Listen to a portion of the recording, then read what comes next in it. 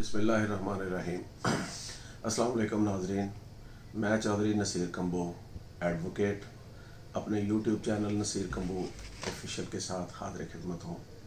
नाज़रीन, आज हम जिस नए टॉपिक के साथ हाज़िर खिदमत हुए हैं वो टॉपिक बड़ा बर्निंग टॉपिक है और ये टॉपिक जो है वो रिसेंटली 2 दिन पहले जड़ांवाला में एक जो है वो इंसिडेंट हुआ और उस इंसिडेंट में इल्ज़ाम क्या था, 2 क्रिश्चियन थे, उन पे इल्ज़ाम था कि उन्होंने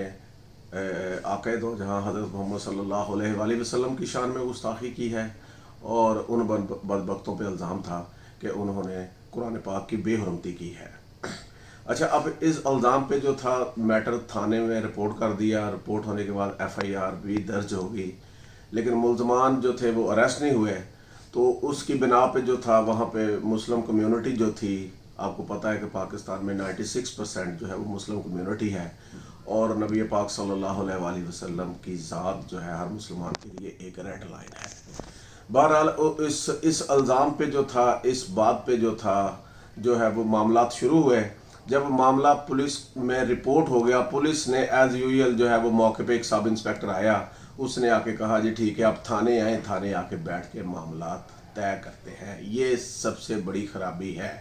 कि देखें, पुलिस को ऐसे मामलात को ऐसे डील नहीं करना चाहिए, क्योंकि ये मजहबी मामलात होते हैं। यहाँ पे लोगों के जज्बात जो हैं वो मज़हब के साथ बहुत ज़्यादा अफिलिएशन होती है, तो मौका नहीं देना चाहिए कि मामलात इस नहज पर पहुँच जाए। क्योंकि हमारे मुल्क में पहले भी हो चुका है कि हमारे मुल्क में गोजरा का वाक़या हो चुका है, वहाँ पे क्रिश्चियन कम्युनिटी जो थी उनको जला दिया गया, उनके घर जला दिए गए। फिर शांति नगर का वाक़या हुआ, वहाँ पे भी ऐसे हुआ, घर जला दिए गए। फिर उसके बाद जोसेफ कॉलोनी का वाक़या हुआ कि एक क्रिश्चियन पे इल्ज़ाम था और उस क्रिश्चियन को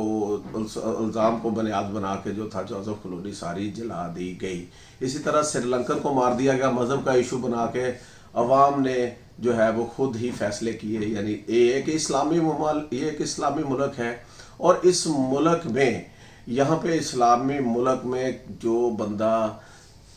तौहीन रसालत करता है उसकी 295 में सज़ाए मौत है। जो बंदा तौहीन मज़हब करता है, जो कोई शख्स तौहीन कुरान करता है या तौहीन अंबिया या सहाबा करता है, उसकी पाकिस्तान पीनल कोड में सज़ाएं बयान कर दी गई हैं। और यहाँ किसी की ज़रूरत नहीं होती कि अगर कोई गुनाहगार है, अगर उसने ऐसी हरकत की है कि कोई पुलिस इसको इन्वेस्टिगेशन में बेगुनाह कर दे या उसको कोई अदालत बरी कर दे अगर वो गुनाहगार है।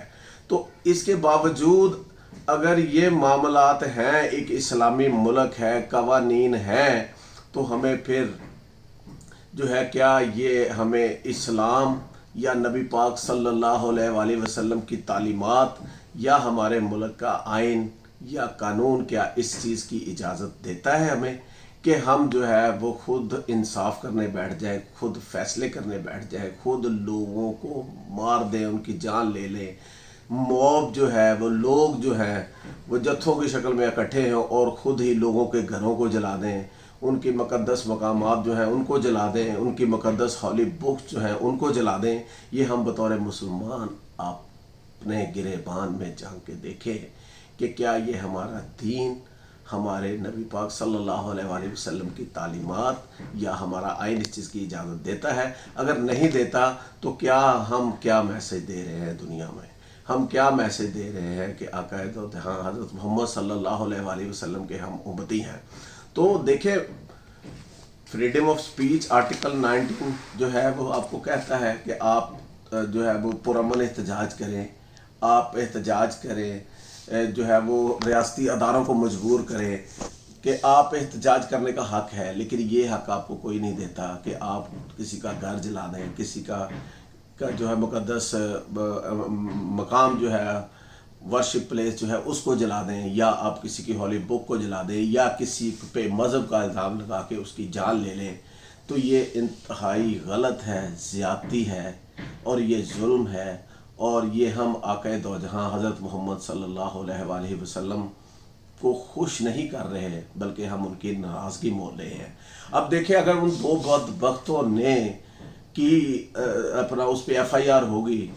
تو ان کو تفتیش میں اور تفتیش کے بعد ٹرائل ہونا تھا، وہ گناہ گار تھے تو ان کو سزائیں ہونی تھی، نو ڈاؤٹ یہ واقعہ نہیں ہونا چاہیے تھا۔ لیکن ہمارا دین بھی اس چیز کی جو ہے وہ، ہمارا آئین بھی اس چیز کی جو ہے وہ گارنٹی کرتا ہے کہ چاہے جتنا مرضی کوئی گناہ گار ہے تو اس کو اس کا فیئر ٹرائل یا اس کو اس کا موقف یا اس کی صفائی ضرور سننی چاہیے۔ اب ہم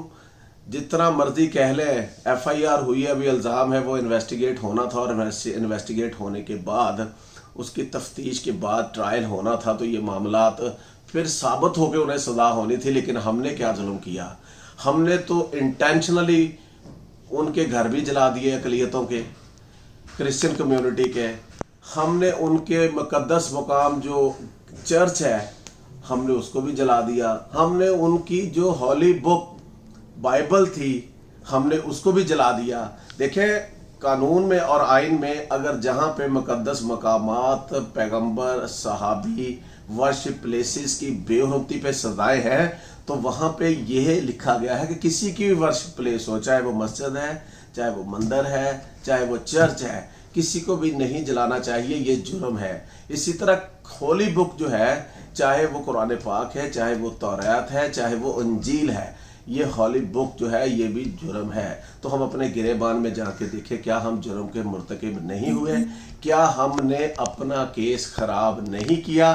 دیکھیں ابھی تک جتنے بھی توہین رسالت کے معاملات ہوئے ہیں سب لوگوں کو سزائیں ہوئی ہیں۔ کوئی بندہ جو ہے وہ اس ملک میں ایف آئی آر ہو جائے تو ایف آئی آر خارج نہیں ہوتی، تفتیش ہوتی ہے، ٹرائل ہوتا ہے، لوگوں کو سزائیں ہوتی ہیں۔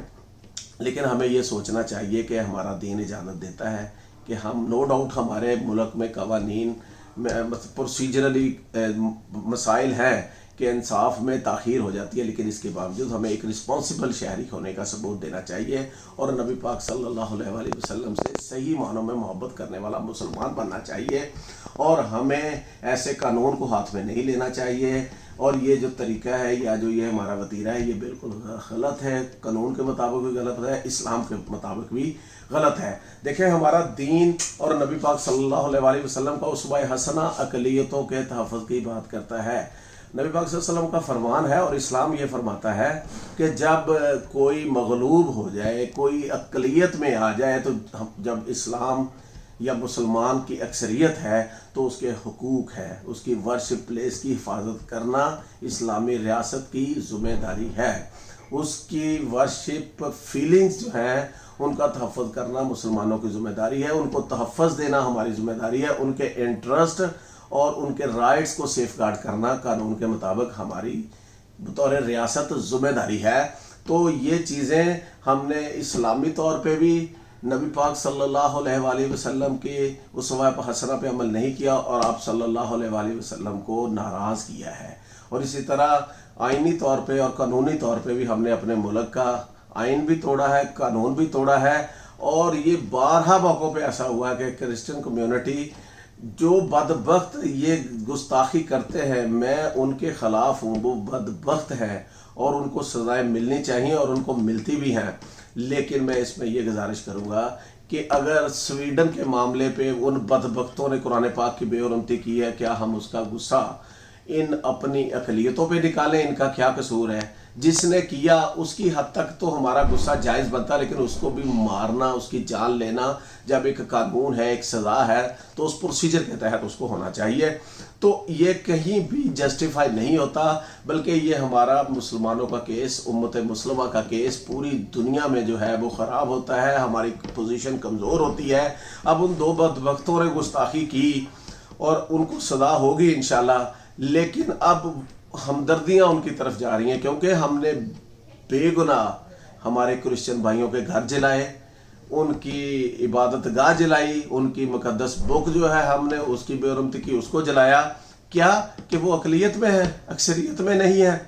تو جو بندہ اقلیت میں ہوتا ہے وہ تو ویسے ہی کمزور ہوتا ہے، کمزور پہ کیا ظلم کرنا؟ تو لہذا ہمیں سوچنا چاہیے، ہوش کے ناخ لینے چاہیے۔ اب میں توجہ مبذول کروانا چاہوں گا کہ ہماری ریاست کی کیا رسپانسبلٹی ہے۔ ریاست کو چاہیے کہ ملکی لیول پہ ڈائیلاگ اور اویئرنیس کا کلچر ہونا چاہیے۔ مذہب کو یا مذہبی معاملات کو ریاست کو ایک نیشنل ایکشن پلان کے تحت جو ہے وہ معاملات کو ڈیل کرنا چاہیے، کیونکہ مذہب کے نام پہ، مذہب کو نام پہ سڑکوں پہ جو ہے وہ خوف و ہراس پھیلانا، مذہب اس چیز کی قطعاً جو ہے وہ تعلیمات نہیں دیتا۔ تو ریاست کو چاہیے کہ ایک تو مذہبی ڈائلاگ ہونا چاہیے، انٹرفیتھ ہارمنی ہونی چاہیے۔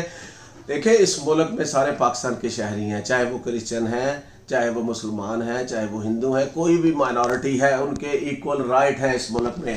ان کو فریڈم آف سپیچ کا رائٹ ہے، ان کے سارے فنڈامنٹل رائٹ ہے، ان کو بزنس کا رائٹ ہے، پراپرٹی خریدنے کا رائٹ ہے، کانسٹیٹیوشن میں ورشپ پلیسز جو ہے بنانے کا، عبادات کرنے کا، ان کے تحفظ کا یہ رائٹ ہے، اور ریاست کی ذمہ داری ہے ان کو پروٹیکٹ کرے۔ ریاست فیل ہے، ہمیشہ جب یہ انسیڈنٹ ہوتے ہیں تو ریاست کمپرومائز ہو جاتی ہے۔ اگر سبق سیکھا ہوتا گوجرے کے واقعہ سے، سبق سیکھا ہوتا شانتی نگر کے واقعہ سے، سبق سیکھا ہوتا جوزف کلونی کے واقعہ سے، سبق سیکھا ہوتا سیال کوٹ میں جو سری لنکن مارا گیا تھا مذہب کا بہانہ بنا کے، تو پھر یہ معاملات نہ ہو، ہمیں سوچنا چاہیے۔ اب دیکھیں جب معاملہ اس طرح کا تھانے میں رپورٹ ہوتا ہے تو روٹین میں پولیس موقع پہ آتی ہے، تھوڑی سی نفری آتی ہے، وہ روٹین میں معاملات کو ڈیل کرتے ہیں، پھر معاملہ اتنا مشکل ہو جاتا ہے، مذہبی طور پہ لوگ جو ہے وہ اتنے زیادہ جذباتی ہو جاتے ہیں، پھر لوگ ہزاروں کی تعداد میں سڑکوں پہ آ جاتے ہیں، تو پھر پولیس جو ہے ایک عام تھانہ یا دو تھانوں سے یہ معاملہ کنٹرول نہیں ہوتا۔ اس لیے